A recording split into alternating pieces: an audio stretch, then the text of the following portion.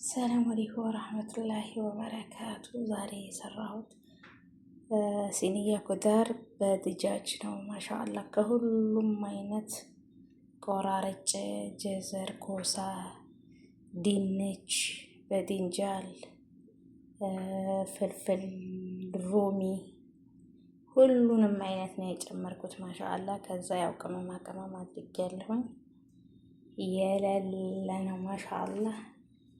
በዛ ላይ ነጭ ሩዝ እሰራለሁኝ። የሌለ ነው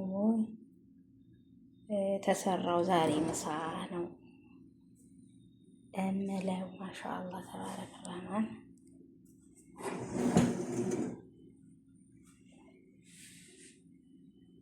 በጣም ቆንጆ ነው።